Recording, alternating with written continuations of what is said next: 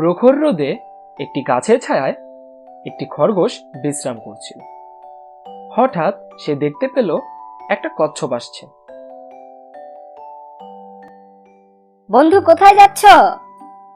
আমি আমার মামার বাড়ি যাচ্ছি। তোমার মামার বাসা তো অনেক দূর।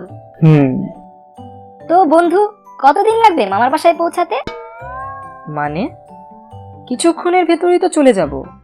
না, আমি ভাবলাম তুমি যেভাবে হাঁটছো, আমার তো মনে হয় না তুমি 2-3 দিনের আগে মামার বাসায় পৌঁছাতে পারবে। আমি যদি তোমার মামার বাড়ির উদ্দেশ্যে এখন রওনা হই, 2 মিনিটেই পৌঁছে যাব। আর তুমি আমি অনেক তাড়াতাড়ি মামার বাসায় যেতে পারি। কিভাবে? উড়ে উড়ে?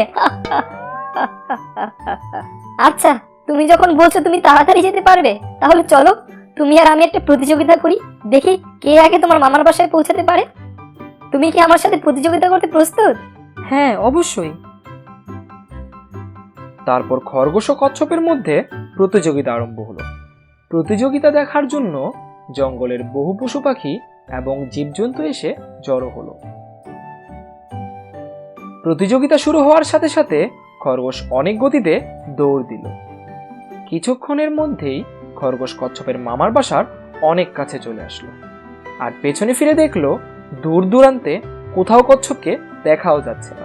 তাই সে একটা গাছের নিচে বসে কিছু সময় বিশ্রাম করার সিদ্ধান্ত নিল। সে বিশ্রাম করতে করতে একসময় ঘুমিয়ে পড়ল।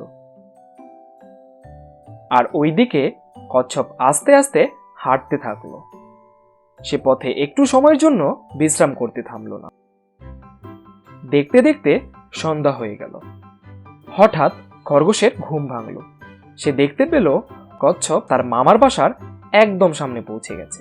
খরগোশ তা দেখে তার সর্বোচ্চ গতিতে সাথে সাথে ছুটতে লাগলো, কিন্তু শেষ পর্যন্ত কচ্ছপ আগে পৌঁছে গেল।